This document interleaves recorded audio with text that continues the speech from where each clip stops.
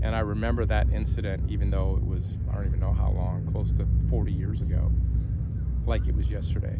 Just how it made me feel, how it made me want to improve, how it made me want to learn from that. I mean, I was horrified, terrified in the moment.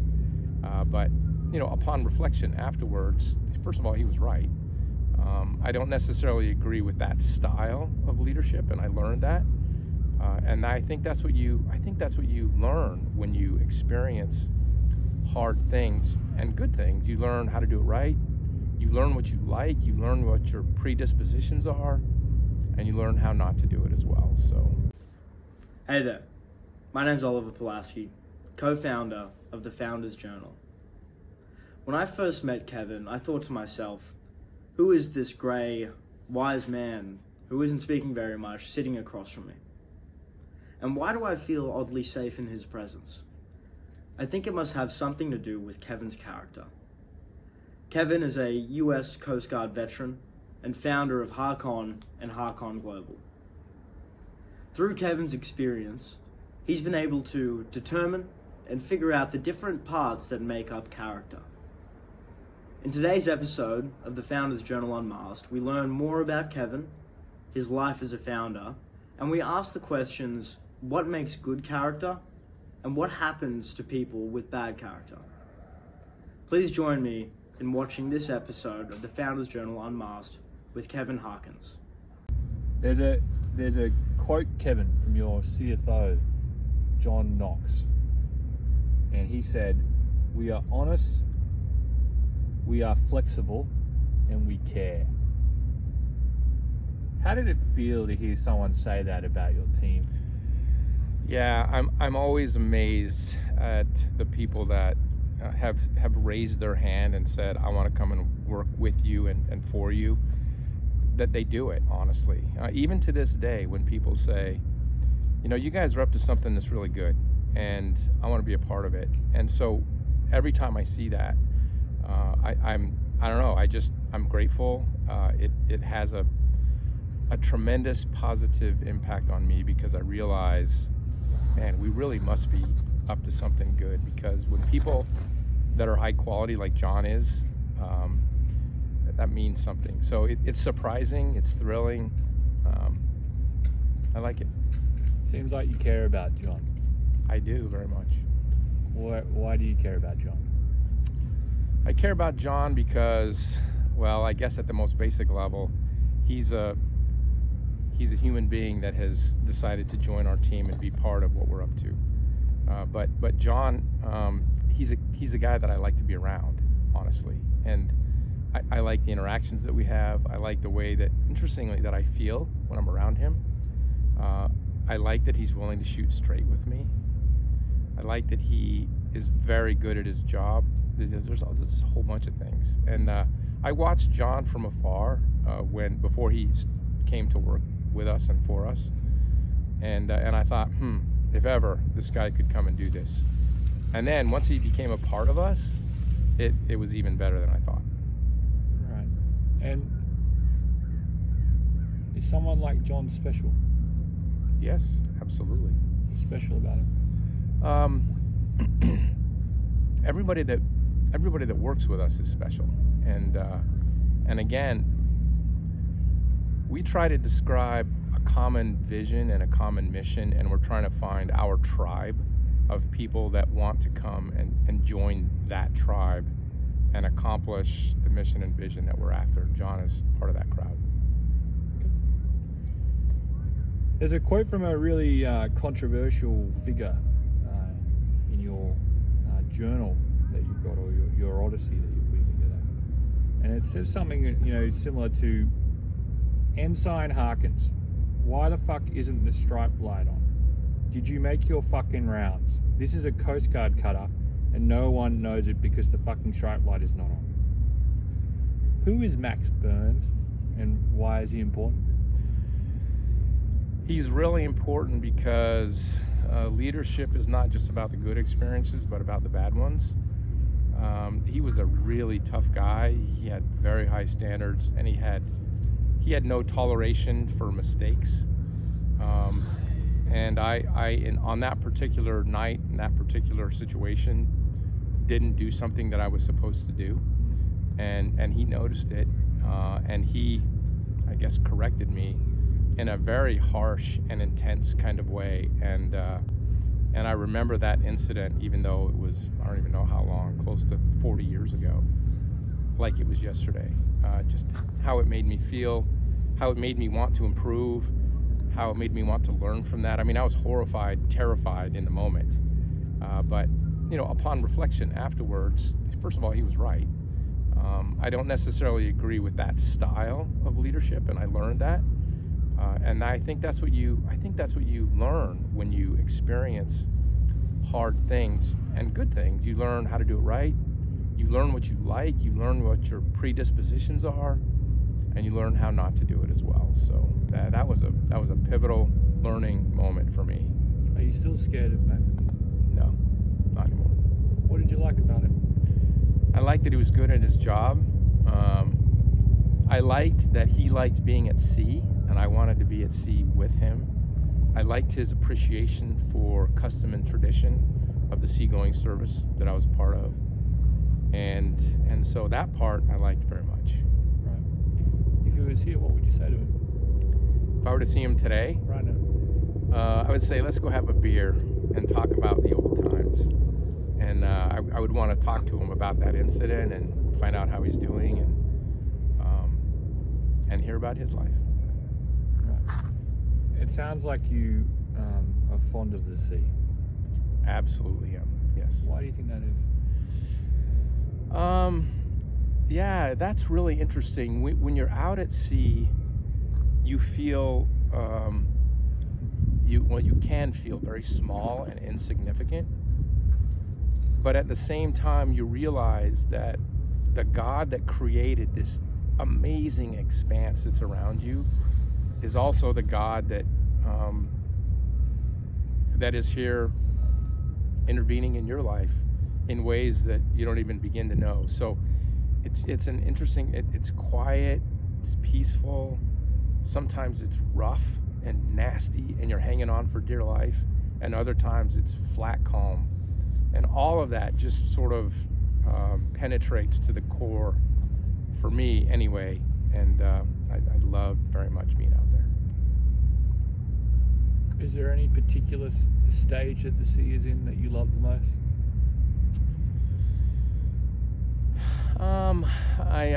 There's a story where no, I like it all. I like it all. I mean, there's a story that I've written about where I was on a ship and we were anchored, and it was, we call it flat ass calm, FAC, and that's very, very uncommon at sea, because to have a totally flat sea with no ripples, no wind, no rolling waves of any kind is very uncommon. And there was one night where we were out there and it was just like the ship was sitting on glass, and it was as flat as can be, and it was amazing. It was a spiritual experience, honestly. How often do you think about that moment? Think about it a lot. I mean, to characterize it routinely comes up, especially when I look out and see the water. That's something that comes to mind. One of the things you wrote was that the world isn't interested in the storms you encountered, but whether or not you brought in the ship. Yeah. What does that mean? That means that honestly, most people who don't know you, they don't know what you've been through, they don't know what you're going through, and honestly, that they're just not interested. You know, if you're trying to accomplish something big, and a lot of times the only thing they'll see is the end result, or they'll see after you've made significant progress, and sometimes they will jump to the conclusion that, boy, it was easy for you to get there, or boy, that came easy to you, or you just sort of fell into that. And none of that stuff could be further from the truth. I mean, you know as well as I do, in order to do anything worthwhile, it takes time, it takes effort, it takes thought. You're taking risks, you're pouring your heart and soul into it, and it's not easy. And so when people say that, you just accept it. You just say, okay, they don't know, and I can't. It's not worth my breath tell them what it took to get to where you are. And so, because they don't care, they just like the results that they're seeing.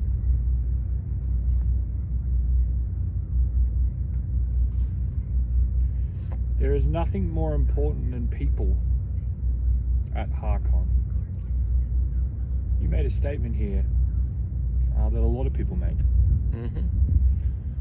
Why do people believe you when you say that? I think because we show it, because we're authentic, not only in our words but in our actions. What is it about you, though? I think that's it. When I'm talking to people that are a part of our company or who are thinking about becoming part of our company, I'll try to manage their expectations from the very beginning. You know, this is what it's going to be like. This is what you're going to experience. We're not perfect.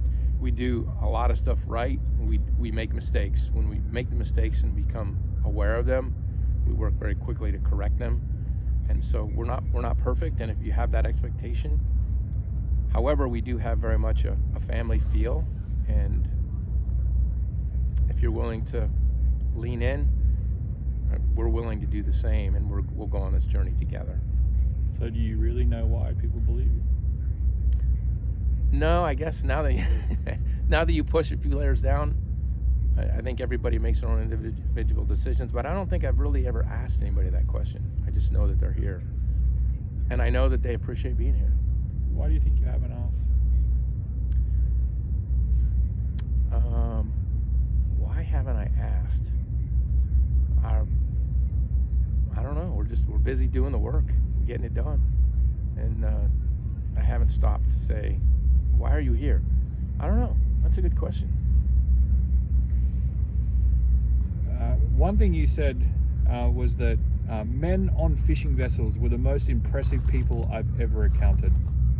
These were real men, rugged, tough, smart, technologically savvy, and hardworking. They were totally in tune to the weather and could withstand one of the most physical environments of any profession. What have you learned from fishermen?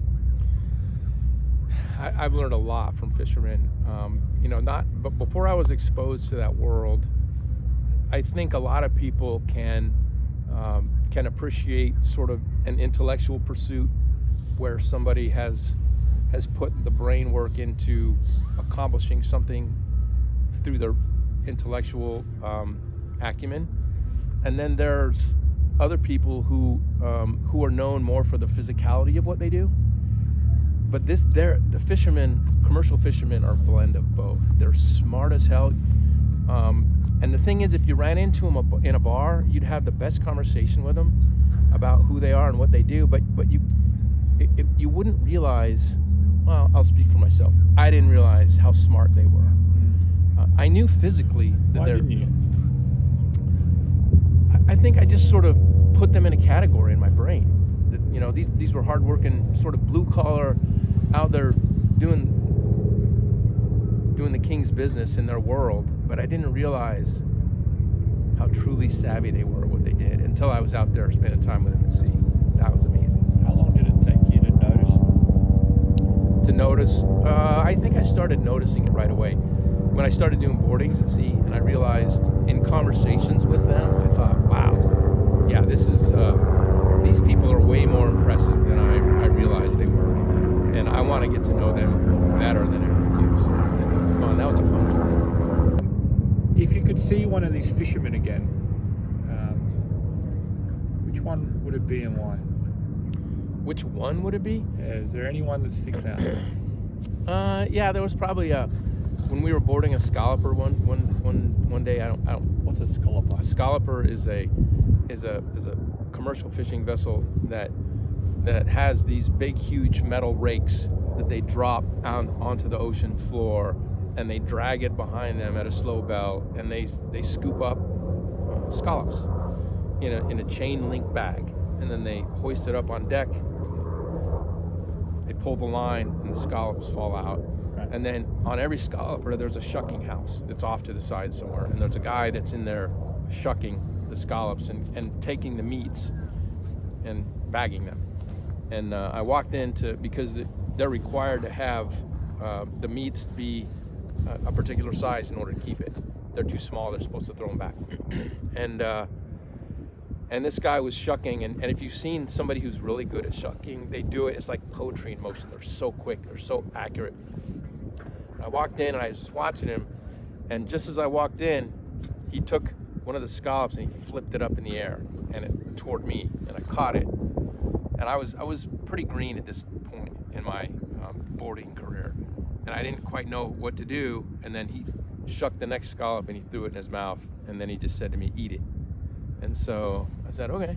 So I ate it, and I don't know, it just made an impression on me, like, okay, here's a guy who's challenging to find out who I am, what I'm made of, and am I willing to do something that's gonna create a bond with him. And he smiled, never said a word, and just went right back to shucking, and I continued on with my boarding. I don't know, it just, that moment stuck with me. When did you work out that you were a founder? I think when that first dawned on me is when I commanded a ship. I just enjoyed that experience. It was, I realized that the camaraderie with a small group of people that had a mission to accomplish together, and the role that I was playing in that was something that impacted me at a very young age. And I thought, okay, I think I'd like to do more of this. So that was sort of the realization of leading small teams, heading in directions. That was very neat for me. And then I said, well, after I retired from the Coast Guard, let's go do it. Let's go do it for real in business and see what we can accomplish. Were you irritated about problems? Oh yeah, for sure. Which problem irritated you the most? The one that irritated me most, I probably can't really talk about, but I think that one of the biggest challenges that founders have is winning over the hearts and minds of the people who are in business with them, or partners, trying to get everybody moving in the same direction. That's a challenge, because people are different, their personalities are different, and you have to modify your approach. It's a different leadership approach with every single person, and so that was a challenge. And the more you do it, the better you get, but it's hard at first. What have you got wrong? I have lockers full of mistakes that I've made, big What's mistakes. the worst thing? The worst thing that I've done, honestly, I probably have failed marriage. That's Sounds like you're on a journey, Kevin. yes. Where are you heading to? So I call it my game plan that I took the time to write out. The game plan sort of has what the major objectives that I want to accomplish in my life. And honestly, I don't really care much about the actual outcome, because what I've learned is when you start down a path and you have an idea of what the outcome is going to be, very often you find out that life happens, things pop up that you never saw coming, and it changes the trajectory a little bit. And so it's more about waking up every day. We have to decide, each one of us individually, in this 24-hour period that I have in this day, what is it that I can accomplish that helps me fulfill the goals, the direction, sort of the mission, the purpose of my life. And so that's, for me, it's more about the journey. It's not about a destination. And so the journey is to move in the directions that I want to go in, and wake up every day and do my best to get there. Right. Do you think you're a hero? No, I think I'm a very average person with average intelligence who, for some reason, has decided to lean in, and I think the reason for that is because of some of the exposures that I've had over time, and one of the things that I've learned about myself is I'm not afraid to try things. I'm not afraid to go for it, and so I do. And sometimes it works out, and sometimes it doesn't. Are you on a hero's journey? I don't think so. I don't think I'm on a hero's journey. I think I'm on a journey. I think I'm on my own life journey. I'll let others decide if it's a hero's journey. What are you worried about the most on this journey? So that's interesting. It's changed over time. If you had asked me this question 10 years ago, I probably would have told you that I'm worried about failing. I'm worried about failing at whatever it is that I'm choosing to take on. But I have evolved, and I'm not there. I'm not afraid of failure anymore. I mean, I've failed so many times that what's one more failure. But what I really am afraid of is if I go to bed at night and I don't think that I've done my best for that day. That to me is, because especially as you get older, you think, I only have so many sunrises left in my life. And so what am I going to do with this one that I have right now in this moment? Am I going to do something with it that's meaningful and purposeful and moving me forward and moving the sphere of influence that I circulate in forward, or am I going to waste my time doing something that... Who taught you to fear failure? Oh gosh, I don't think it's any individual person, unless it was somebody that just came down hard on me for something that I didn't do right. So I would say that it was. That's a really good question. Did your father teach you it?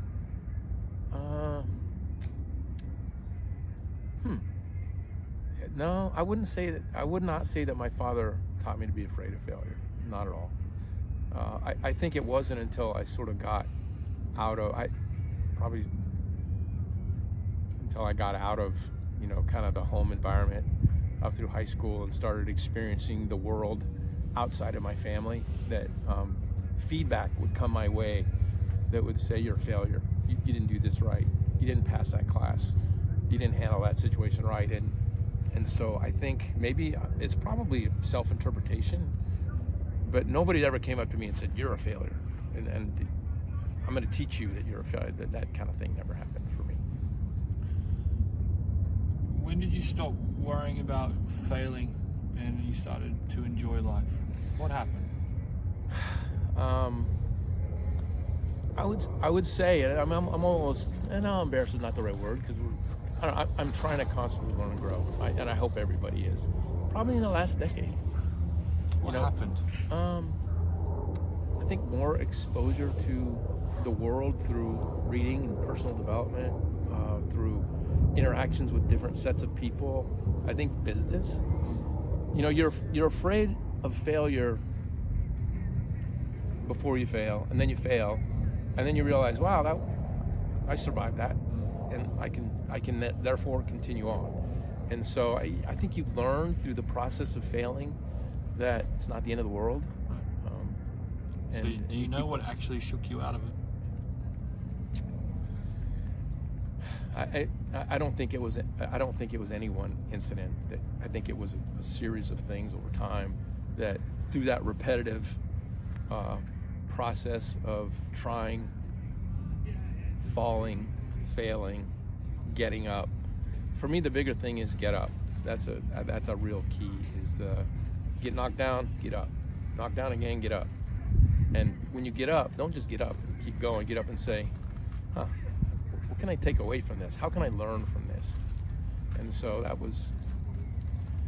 that's fairly new in my life. When I say fairly new, I mean within the last decade of going through that. And now I'm gonna fail at all kinds of stuff. Did you learn it at the right time? Sometimes I think I learned it too late, and I wish I'd learned it earlier. So I don't think there's ever a wrong time for it. I mean, at least I've learned it, but I wish I'd learned it earlier. How would you use, what word would you use to describe your character?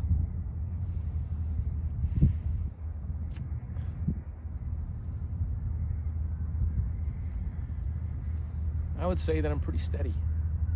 Right. And how do you think your family would describe it? Depends on who in my family you ask. What about your partner?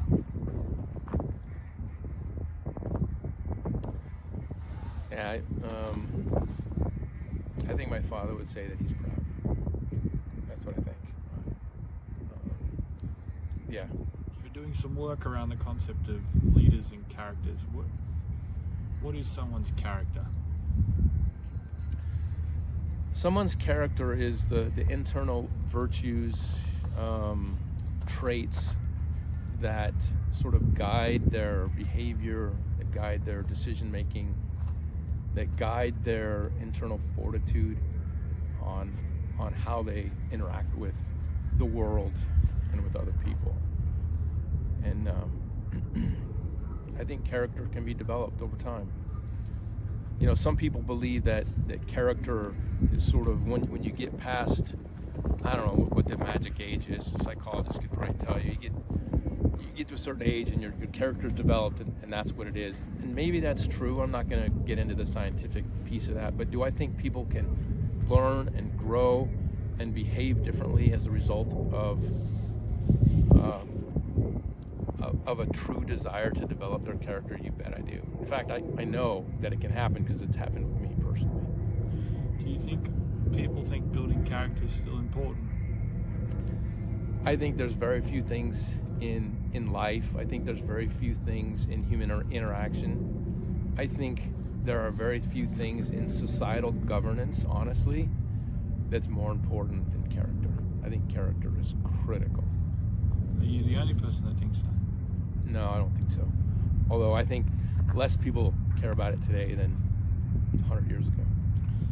And why are you so invested in helping character win again?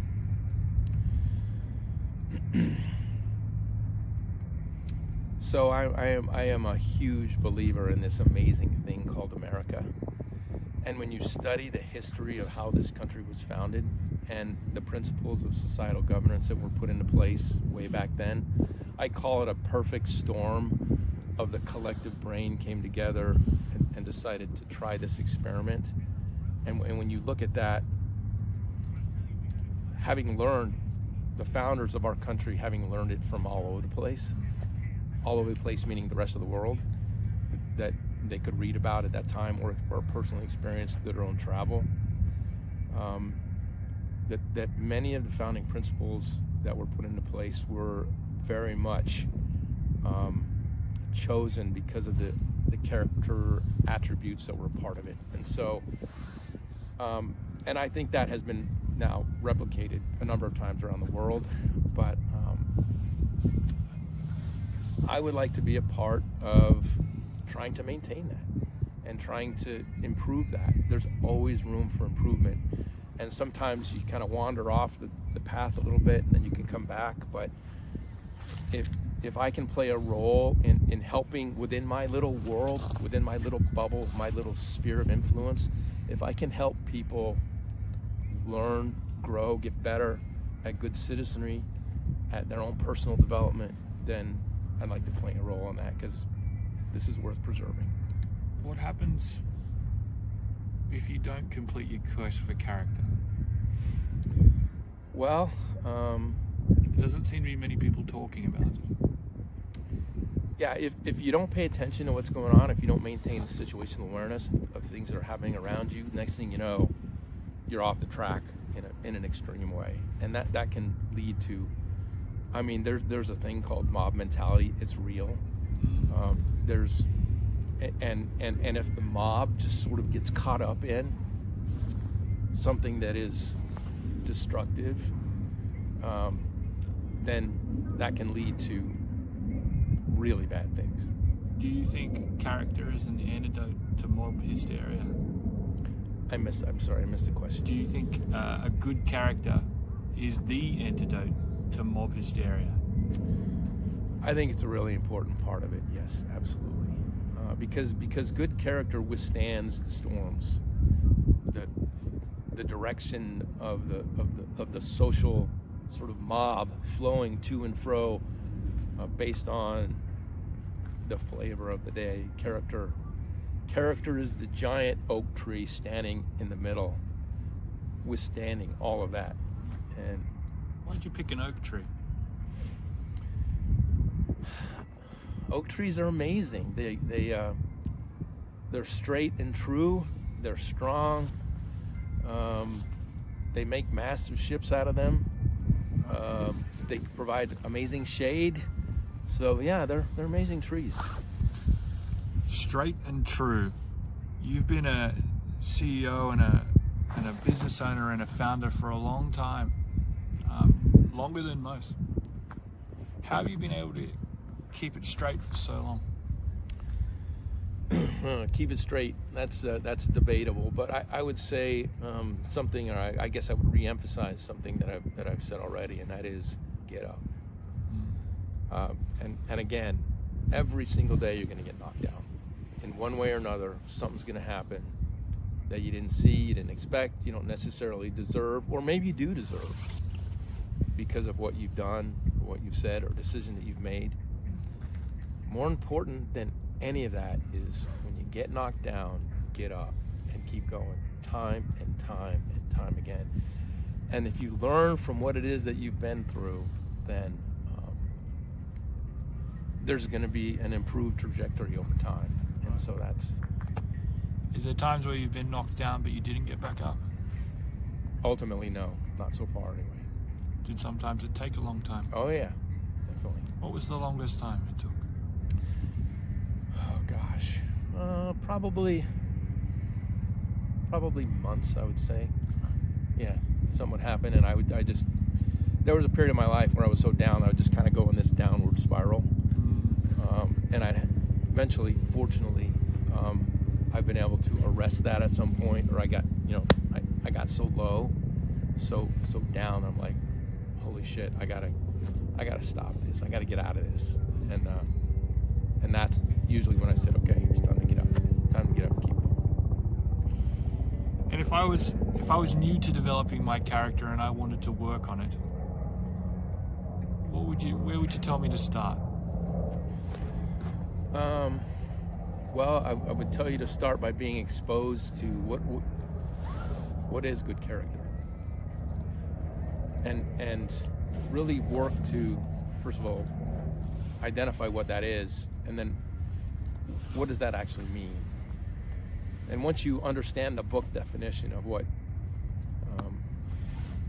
I would perceive as good character, then it would be, now how do I model this in my behavior over time? And how does that mean I interact with the world? How do I make decisions? How do I respond to somebody in a way that demonstrates me as that oak tree standing there being steady over time? Where do you think the people go that have bad character? What happens to them? What happens to them? Are you talking about in the afterlife, or are you talking about... However you want to answer it. What do you think happens to what has happened to bad characters around you? Well, I would say that they ultimately end up living an unfulfilling life that that makes them not necessarily feel good about themselves, because they know internally. I think we all have an internal moral compass to some degree, and if you repeatedly demonstrate bad character, I don't know, I think you're living in hell, I guess, is probably a good way to say it. Interesting. Which Lord of the Rings character do you relate to the most? I don't know, because I'm not a Lord of the Rings fan. So. Oh my gosh. What are you a fan of? Gosh, I'm a fan of pro football. Right. Yeah. Who's your favorite player? Well, Or who was your favorite team? My favorite team right now, the team that I root for, is the Washington Commanders. Why is that? Just because they're the local team. Right. No, that's not. It's more than that. Because I like Joe Gibbs. I don't know if you know Joe Gibbs, but he's. What do you like about Joe Gibbs? There is a man of character. What does he do? Everything about him is character, and I was attracted to that from the very beginning. If you know his history, he brought the hard work. He brought the internal fortitude. He brought the do the right thing in the toughest of circumstances. He brought the system. He brought all of these things and put them into place. Surrounded himself with a group of people that were like-minded with him, and he said, "Let's get after it." And then he picked that up and set it down in NASCAR, and produced the same kind of results as he did as the head coach of a football team. It's amazing. It's an amazing story, and he's a man of faith. He has core beliefs that align with mine. He's a man of character. Do you think he inspires hope? Absolutely, yes, I do. Yeah. Cool.